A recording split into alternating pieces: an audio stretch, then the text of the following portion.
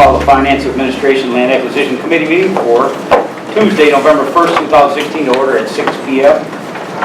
Review and approve recommendations. We got any minutes in here to approve or no? No minutes? No minutes. They'll be approved at the regular meeting. Okay, review and approve recommendation of the Planning and Zoning Commission to approve the preliminary and final plat for Dar Ridgeport Industrial Partnership LLC, PIN number 03-1716300-005-0000. Location east side of Kavanaugh Road, south of Design Road. Right, 2 through 4 basically pertain to the same thing. So, All four, the first four? in relation to Project Charlie. Okay, so we're gonna ask for single approval for all four? Or? Yeah, request recommendation for city council because there's been public hearing going on at city council yet too. Oh, that'll help let things out. Oh, yeah.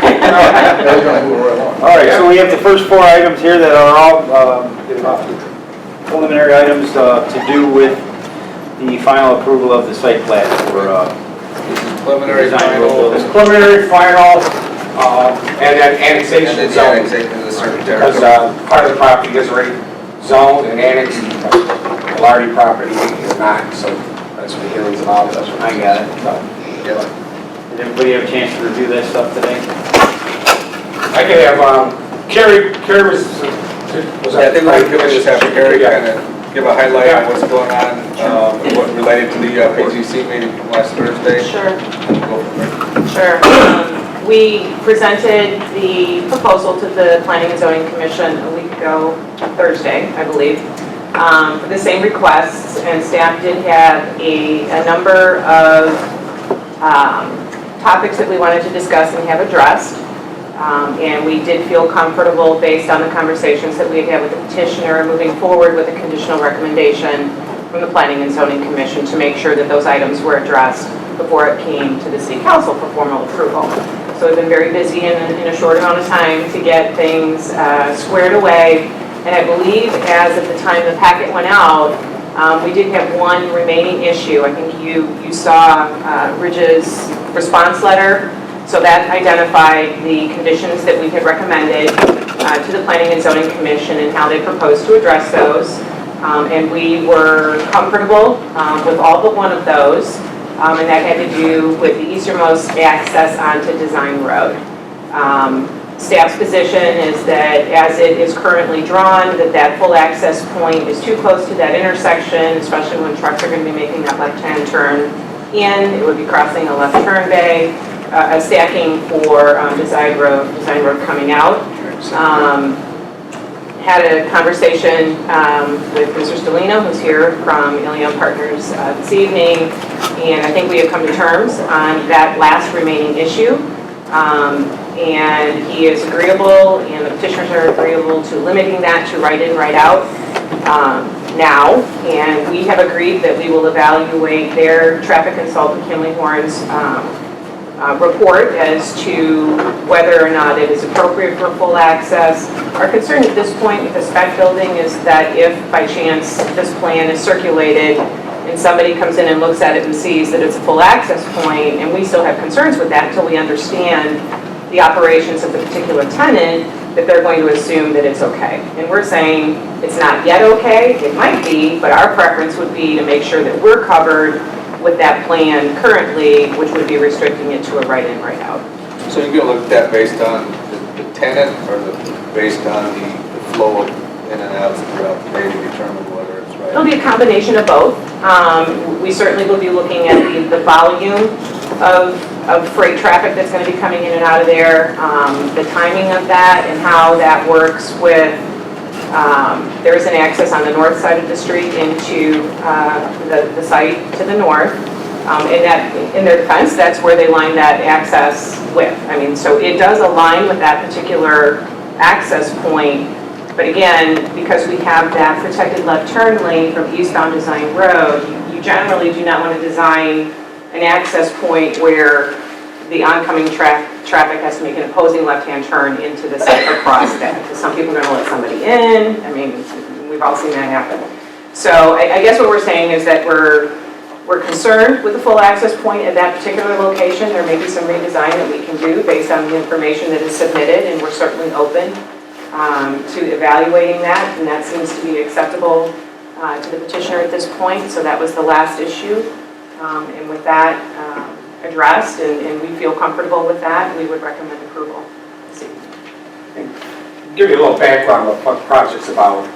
This is called Project Charlie. It's 810,000 square foot building. It's just south of Design Roads, the old Lardy property and Barrio property. Lardy needs to get annexed in zone.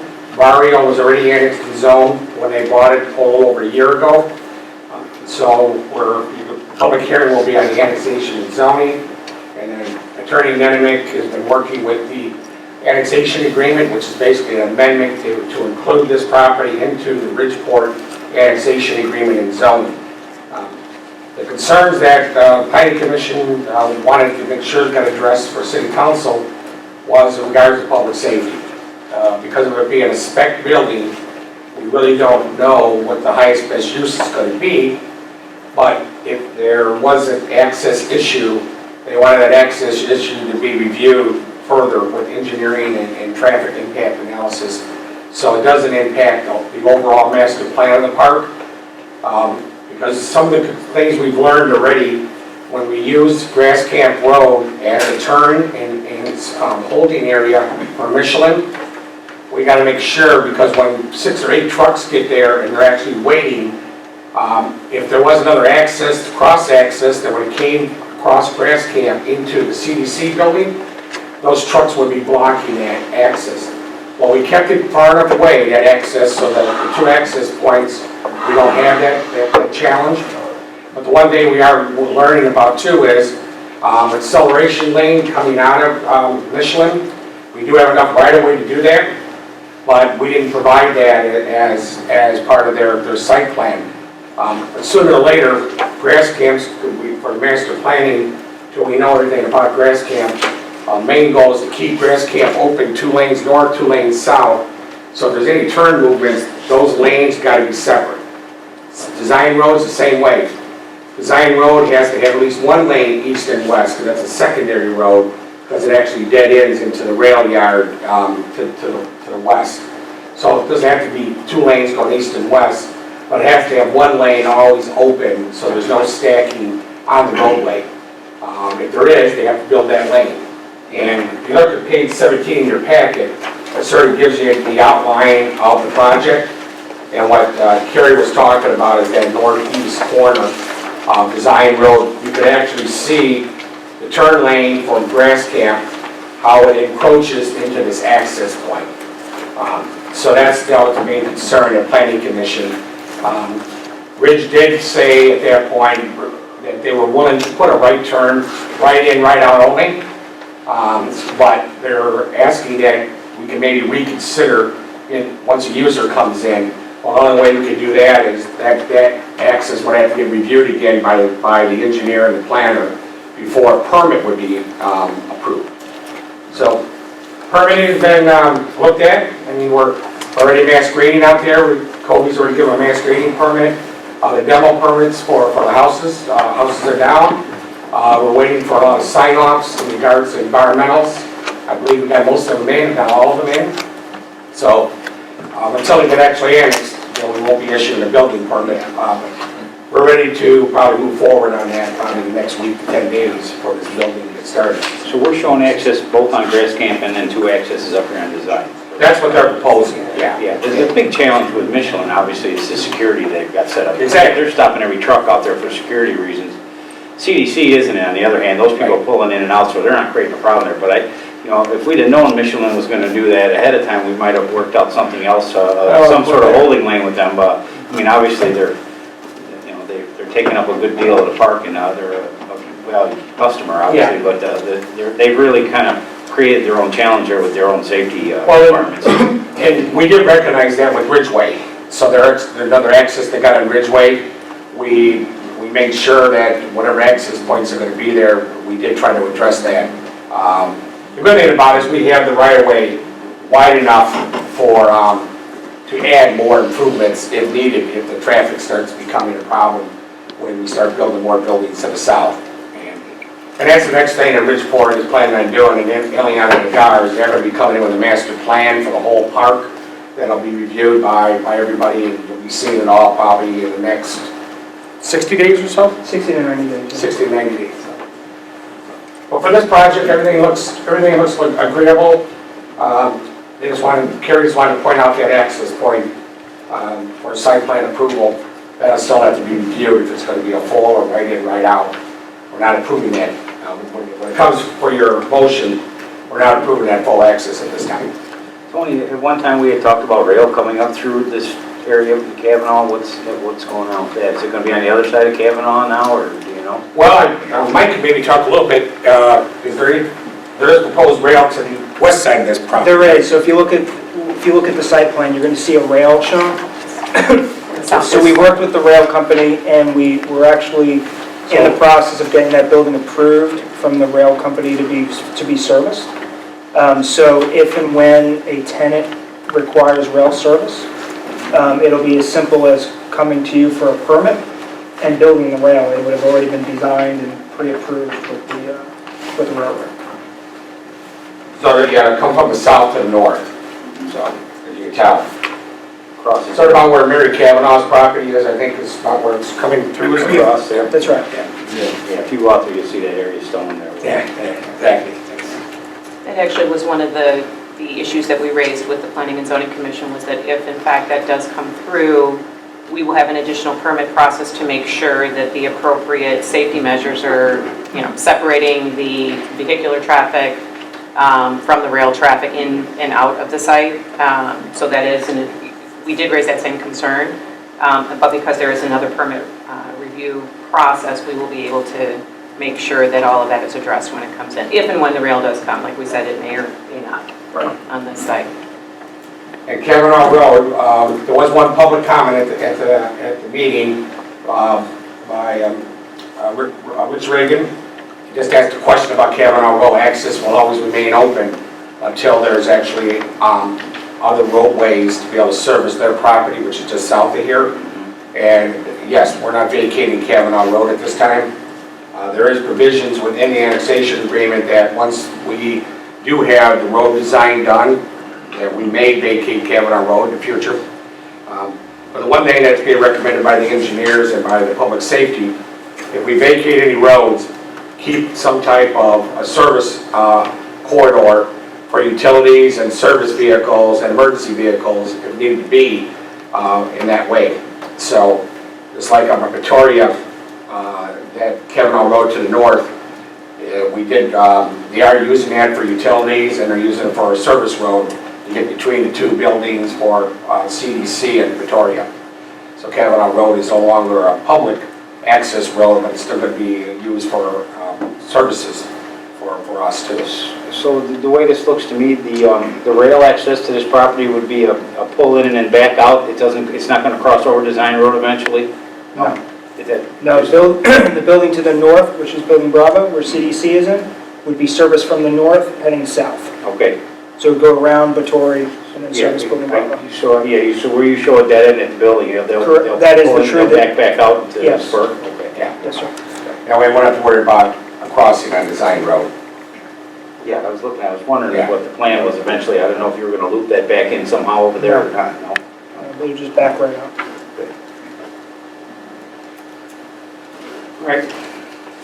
And then with the annexation agreement and zoning, else from their public hearing at City Council next meeting. And then if there is any issues brought up during the public hearing, then it's on the agenda for the request for approval for annexation, zoning, and site plan. Yeah, I had a conversation with Colby earlier.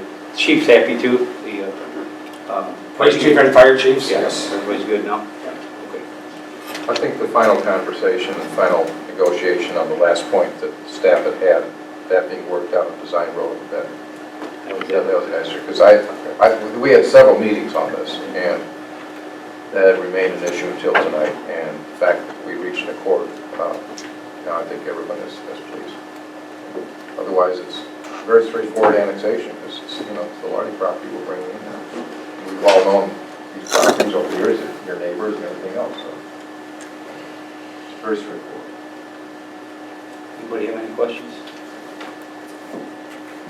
All right, can I get a motion to send items 2, 3, 4, and 5 to full council for approval? Make that motion. Anybody have any other questions? Second? I'll second it. In favor? Aye. Opposed? Okay.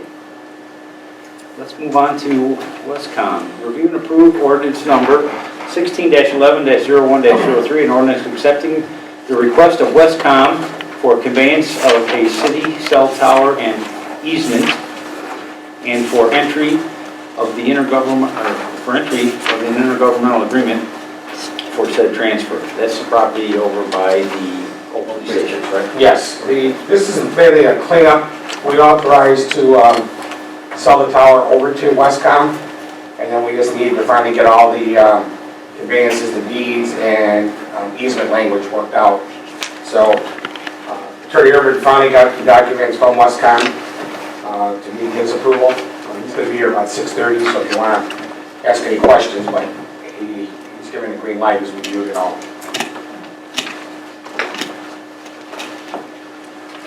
Everybody had a chance to look at it?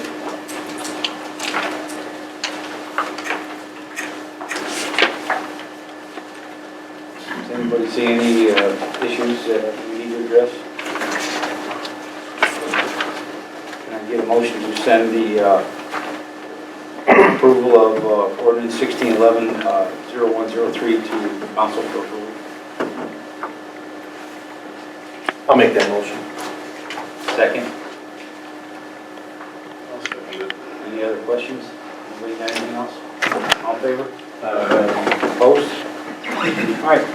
Review and approve employee leasing agreement between the City of Wilmington and Gulf Temp USA LLC. In your packet, the agreement has been reviewed by Attorney Urban also. This is the interim city manager's agreement. The individual, you've all seen his resume. I believe everybody's talked to him on the council. And at this point in time, this is an agreement to move forward to hire GovTemp so that the individual will be independent contractor working through GovTemp as the interim city administrator. And you got the cost in there, which I believe is $63. Right.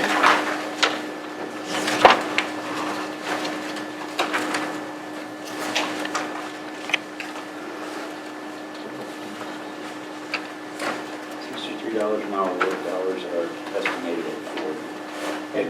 In GovTemp, to give you a little background on the organization, I've known the organization probably for about 10 years, maybe 15. They do provide a lot of temporary interim positions, all the way from city administrators to planners to economic development, human resource, finance directors.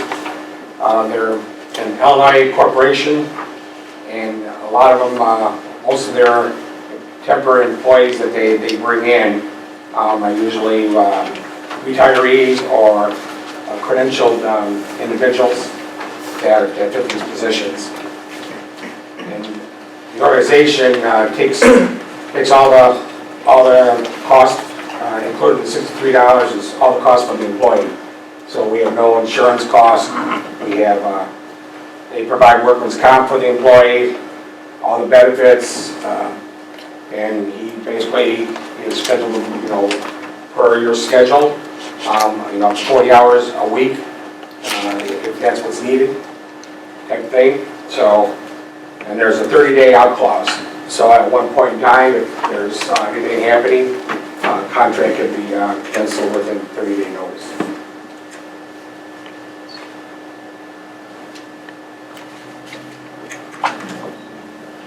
The section 4, 401. No, section 4. Yeah. So do we have to provide a insurance policy on him? If I'm not mistaken, that's just a general liability insurance that we have on all our employees anyway. That's not a separate policy, that's just an, we just have to extend To the event that he's certificate to them. injured. Yeah. Yeah. What's that?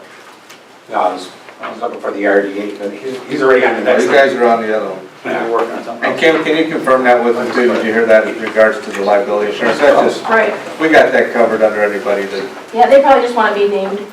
Yeah, like an Town wants to be additional, named on the additional certificate, insured. so we can provide that to them. because I'm sure our minimums far exceed what they're asking for here, don't they? Yeah, I thought so. Okay. Okay, is anybody, well, let's get a motion. Motion to approve the lease agreement between the city and Gulf County, USA. I'll make a motion. Okay, we have a motion, can we get a second? Second. Anybody have any further questions? Everybody got a chance to meet the gentleman? Madam, are we not exploring any other options here? I know we discussed that. This seems to be the only thing we brought forward. I know there were some other ideas brought forward. Is this it? Yeah, this was the idea that I was presenting, just Well, this because. is one idea that was presented. There were Right, some other well- ideas presented to look into to see if maybe this is the best way to go for such a short period of time, or if it's, and I met the individual, he's very knowledgeable, I like him, he's a good guy, I just want to make sure that we didn't burn every bridge before. I think our bigger goal, that's obviously is going to be finding a long-term administrator to fill the next term. No, I don't disagree with that, I mean, I just, that thought you And I understand where you're thrown coming out from. there that we might possibly be able to fill that in-house for a little time. I understand where you're coming from, but I feel the time is of the essence, and the issues that we have that are presented for us with, not only with Ridgeport, but other things going on. I felt it was privy that we get somebody in here as soon as possible to kind of make that flow seem as seamless as possible as we go forward. Well, that's like that night too, Frank made the comment that maybe we should have, especially with Ridge, was maybe to have Kobe step up to the plate a little bit more. But Kobe's role has always been quite extensive in regards, especially with Ridgeport. I don't think that's going to change a little bit. He does a tremendous amount of engineering work and review as Ridgeport comes forward. So. Larry, I did speak to Kobe a little bit about it, and Kobe did mention to me that with Gary getting ready to go, that he's also working on, filling that replacement, for the city also. He's going to be involved in bringing the new person up to speed that will be eventually taking that position. So it would be a lot on him. I think he'd do it if we asked him to, but I don't know if it would. I would just be afraid a few things might get necessary. We've got a lot of really important major developments going on. And I think so we're going to have more than what we even see at our plate right now with trying to revive our old industrial park process. Which would be a lot.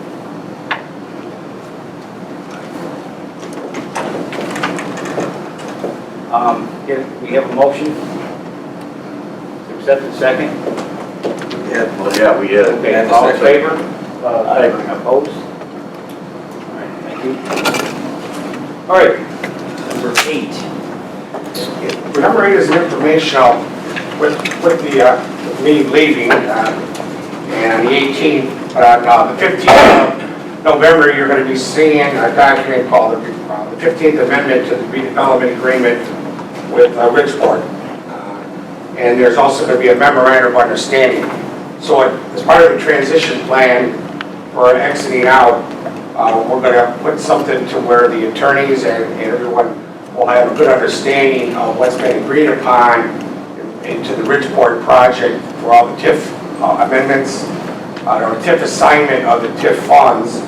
There's going to be a one document. There's going to also be, as part of that memorandum of understanding, working through all the language now, when those payments will happen, when you will see all the TIF dollars coming in to where they're going to be expended out to the assignment of each users out there, since we have assignments to Michelin, CDC, Pretoria, and General Mills is the last one. So you'll see that document, at the next finance meeting, and it'll be all spelled out so that when anybody starts to finger point about who's supposed to owe who, it'll be all done. Kim will review it, our TIF consultants will, the attorney will have it, and we'll actually have signatures on both sides of the table. So there will be no doubt of who's going to be receiving funds and how those funds will be allocated. So the MOU is a great way to work that. So there isn't individual memos going around from each entity, and then there'll be a spreadsheet that'll show this all. Will that MOU also talk about milestones and the promises of, the future satellite police station and fire, things of that nature? No, the MOU will not do that. Right now, they did hire the architects. I don't know, you hired them, right? We did, so you want to give them an update? You give an update, Michael. Yeah, so we hired Healy Bender as a design-build contractor for the fire station. We're in design now. We met with the fire chief today. We're going to be dealing with the police chief soon. We would anticipate starting construction in the spring and having it open before the end of next year. So you've selected a permanent site that would be Yes. acceptable? Yes. Great. That's great news. I don't know if anybody was aware of that here. No, it sort of happened the last couple of weeks, It's amazing. I didn't let any cats out of bed. It's been being worked on for 6 months, early on. We always want to make sure we don't want to go, well, yeah, oops, no, it's not, it's over here, and then we get bouncing around. Yeah, and that's, I thought that would be the biggest challenge, to figure out where it would be, where it would serve the best highest purpose and not take away from your, the value of a piece of property in the park. Are you done with that site? Yeah. The site's at Ridgeway and Lorenzo Road on the southwest corner. With the bunk easement design that's going on, they're going to be able to salvage some more usable property on Lorenzo Road. So that site became more available, and it's a great entryway to the park too. They have a public safety facility right there. Purposes for response, to get right on Lorenzo Road, but also just for marketing the area in regards to this, best of class type park, as Slomo always likes to say. So the MOU, we'll get you the draft. We're waiting for Mike Weber, the consultant from PG&E for the TIF. He's reviewing those last documents that we sent over to him. And as soon as he gets that done by Monday or Tuesday, you guys all get the draft next week, and then we'll have it on the agenda coming up. Yeah, I know some of the architecture on some of these small satellite stations are really coming up. If you ever saw the one across from the racetrack or in front of the racetrack in Joliet there on Laroy Road, that's a real, it really adds value to the site. It's right near their water tower there, but it almost looks like a mansion, the way they built it. It's really, it's really beautiful. It doesn't take anything away from the area. It doesn't look like a typical fire station. And then the 15th Amendment of the redevelopment agreement is going to address, if you remember, we started out with this project of $256 million project cost that would be eligible for the TIF. We never knew how far we would get to that level. But the city council agreed in December or in May of 2010, we would only give them up to $100 million in phase, as they started. And then as they perform, they could always come back and ask for an additional dollars. So at this point in time, we'll be recommending to take that to $140 million. They've demonstrated some of the costs where they're at right now, close to about $95 million, $96 million. The good thing about all this is still pay-as-you-go, no bonds. All it does is give the ability for the users that come in that ask for the assignment of TIF dollars. Once you get to that level of $100 million, if a DAR wants to give the assignment of TIF dollars, they would end up having to come back to you. It's a timing issue and say, we got a project coming in and we want to assign 15 years of TIF dollars to them, or 10 years. They would only be able to say to that user, we only got $5 million to assign. We'll have to go back to city council. So it's sort of allowing them to keep marketing the property as they have been. Every user that's been coming in has been getting TIF assignments. It isn't going into the developer, profit. They're taking that TIF money and using it to attract users, and then the user ends up getting paying the taxes, and then they get the taxes back for so many years. So it's being recommended to take it to 140 million, not to the 256. Let's take small steps, as we always do, let them perform some more, and keep them, sort of keeps checks and balances for the project. So they'll be coming to you for an amendment to raise that fee from 100 million to 140 million. Because they are performing. I mean, there's no question. You're seeing the development, correct? You're the gentleman who are, improving things as they come along, and you've got to be pleased with how this thing is starting to take off. We went very slow at first, and now we're starting. The engine's pulled out the station, and here we go. Quickly getting to the point where we need the state to step up and build the energy. Definitely. So we'll know more on the 15th? Yeah, the 15th, you'll have that document. The attorneys will just review the final language on it, and it'll be in your packets. Okay, thank you for the information. Last thing on our for review here is number 9, review request payment for resident Bert Niles water meter claim. Yeah, we wanted to put this on the admin committee to look at it first before it comes to city council. Mr. Niles did provide a letter of the request to city council, but they were, once he requested, you have all that letter. He's asking for $10,000 of reimbursement costs for the fire that occurred at his property. So in the packet, you have his letter that was received on the 24th, and I did mail out a letter to Mr. Niles, let them know that they received it and they're been distributed. And then in the letter, it'll be up at the city council agenda for discussion. But this also gives an opportunity as a committee if you want to have any further discussion in regards to the claim that he's making.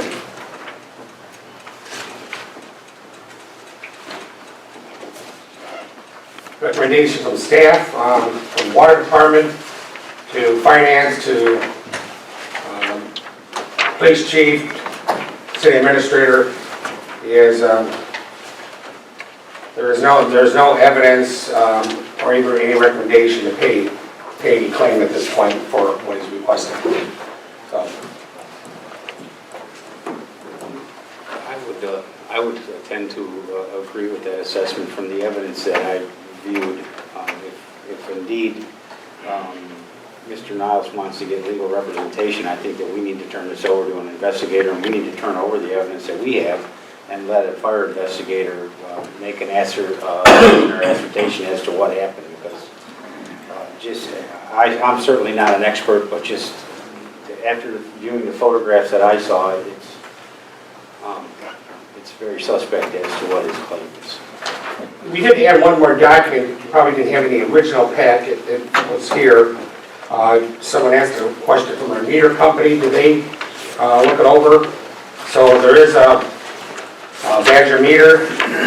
Did do the investigation of the meter, was sent over to them, and they gave back their report. It's page 58 in the document, and they found they did not find any evidence of a faulty or defective component assembly or design in the meter. Importantly, the heat fire damage we observed could not have been caused by any component or combination of components in the products. We believe the damage is the result of an external source. I do know the fire chief did a fire report. You do have his fire report here. And at the end of the day, when you look at the bottom of his fire report, he's got cause down as undetermined. But the enlightening thing about the fire report is the fire happened, and then many hours later is when Mr. Niles contacted the fire department. So it wasn't at the time of the fire that he called the fire department in his basement.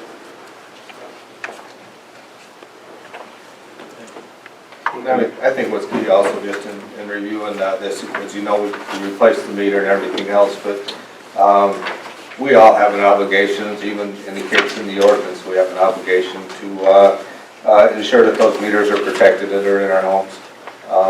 And, if any such damage is taken to them, it's usually the homeowner's responsibility to replace that meter. We've even taken it upon ourselves to replace that meter at no cost.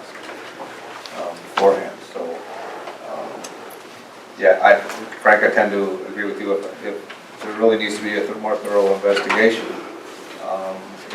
if something of this nature, this could be serious, and I think we should ensure that, that these, the meter, by all accounts, the meter did cause it, but I think if... The meter was functional afterwards, Right. it's still reading. I think there was value in replacing the meter so that we could have it tested by Badger Absolutely. to ascertain whether there's any problem.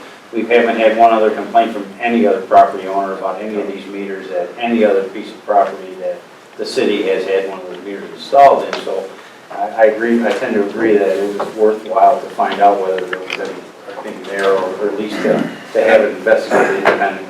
I could be probably almost certain that Badger meter has this meter in other municipalities as well, with greater magnitude, and probably had no issue. I mean, this is only 2,100 meters in this town. There's probably tens of thousands of these meters out there. And see, that is relatively remote, if almost non-existent, that this is how a meter caused the problem. There's nobody in here that could actually sit here and say that and be 100% positive. I can't. No, because anything could happen. Okay, there could have been a malfunction in the battery or whatever. There could have been some. Okay. Hey, they recalled. You know what, Let me just ask you this, Larry. Did you see any of the photos of the incident? I was there. Did you see the afterwards. photos that were taken? of the It was. I seen photos. Yeah. Yes, but I was there the same day that went down. I had some questions. I would probably been more comfortable if the fire department come back with an answer instead of saying, I don't know. Anything is possible is what I'm saying. And we have a lot of those out there. So let's say maybe 10 years from now, we have that problem again. This is what I'm saying. See, nothing is impossible. Not one I think thing. at the same time, we need to focus on being reasonable at the same time. Oh, I think what he's asking is not Right. reasonable. Oh, well, that's what I was wondering, if you're trying to defend. No. And I think we can reasonably assume that the meter... I guess I should have said that first. I think we can reasonably assume that the meter is not what caused the problem. It's just, and I don't think we need to sit here and try to be judge and jury of this. If he wants to take this further, I think we need to get an independent investigator, a fire investigator, to look at all the evidence that has been collected and determine something from there. I agree with that. But I'm saying that nothing is impossible. Okay. So anything, as of now, we're going to take the Well, I think... recommendation of the city staff and Yeah, I think inform Mr. Niles that we're not going to make payment on this. it'll be presented at council review as well. As we know, Mr. Niles is not here. I don't know if he intends on being here. If he intended on being to council, I think we should at least give him the Okay, I'm looking for a motion to have the city send a notice to Mr. Niles letting him know that after the city's investigation of the facts that we do not intend on making payment, and will, if he chooses to seek further I would do this. I would, since he's requesting actual action, I would, it's on the city council agenda, under finance, a request for payment. So I would address the payment only, and either yes or no on his payment request. Should it also be a review and approve on finance then, or can it just show up like that on council? Well, it can just show up on council because he requested it to be as a payment. So I don't have the individual authority just to deny his request. We don't need to forward it. have to forward it. No, it's going to be... It was informational to Council, give some idea of talking. that motion will come up to for that payment or not.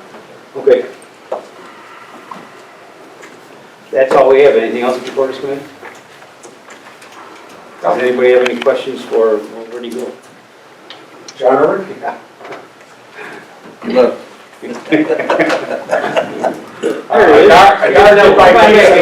Everyone speaks on this piece Does of that. anybody have any further questions for John about any previous items discussed? From the agenda. Okay, motion for adjournment. let me do more. Second. Second? Second. All in favor? Aye. All right.